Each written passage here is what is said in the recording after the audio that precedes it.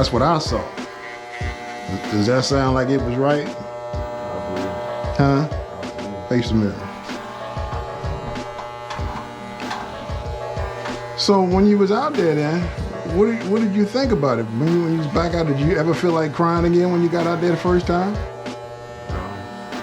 So you kind of got over that part. You understood the yelling. Okay. You understood the yelling.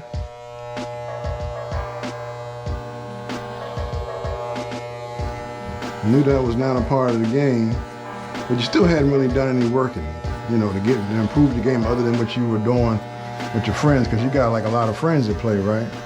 Who are some of your friends that's playing? Back then it was Devin, Isaiah, TJ. Devin, Isaiah, TJ. Was Hector playing? No, he didn't start playing for like this year. All right, so then you started playing again, and you kind of liked to play again, so then you came back the next year. And actually, what year did I start? What year did I help out that coach? Was that your first year? Or the second one?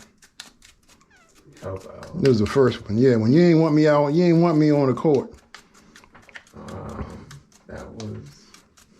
That was 6. 7th grade.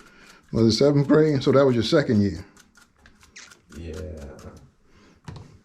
Maybe. Wait, no, that was 6th grade. It was 6th That's what I thought, because the next year you had somebody else, yeah. And I didn't get out there, right? Yeah. All right, face me.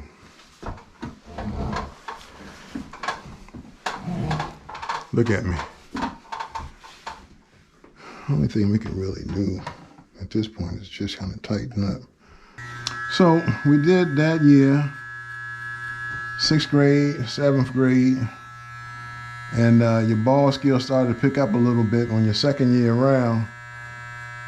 And the guy was hoping to use you at the point, but you still wasn't able to make that transition that he wanted you for. Why not? Why you think that?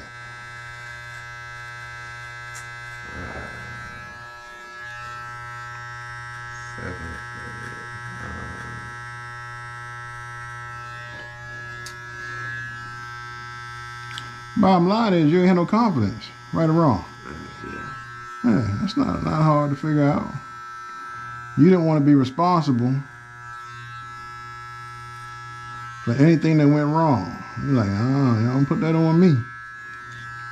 And so you still was trying to dish that ball off as fast as you could. But then you got to realize, and anybody watching got to realize, if you're going to be a baller, you can't be afraid of handling that ball. As a matter of fact, you're going to have to want that ball.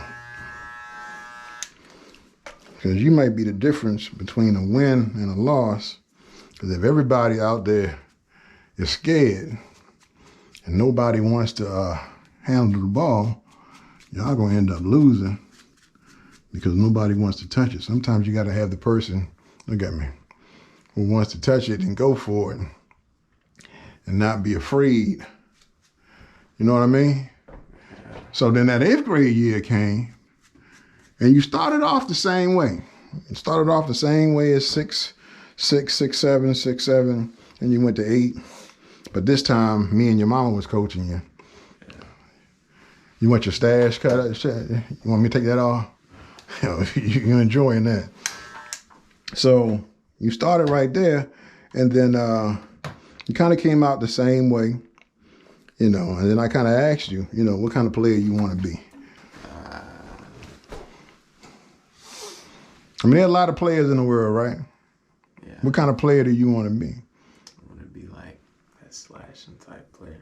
I like to get all the M1s and dunk on people, stuff like that. Okay. But still be able to like shoot from the corner. Yeah, like a corner shooter. So now, did you want that before the season started or after the season was over? After. So somewhere along the season, it clicked.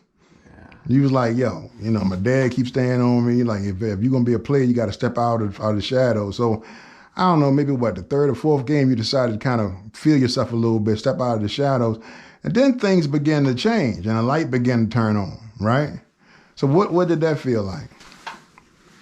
It's cool. I was scoring most of the points. That felt good. But the teammates that I had were helping out very much. Yeah, but who did that remind you of? Me. Yeah. You know, one of the things about being a good player is not just you being good, but making what? Others. Yeah, making others good. Your teammates, how you facilitate, how you put the whole thing together. So that's why that was the greatest thing about you being able to run a show and, you know, see how that works, because all of a sudden you were seeing the same thing that you was doing to your other people. Was like, yo, man, I'm out here by myself. You know, so you had somebody with you that was good. You had Devin working out with you, and everybody kind of came along. You know, it's just that they kind of outpowered y'all a lot. You know, but still, the main thing for me was you growing up on the court and becoming a baller and realizing that if I'm gonna play this game, I can't play in the background. I gotta move up to the front.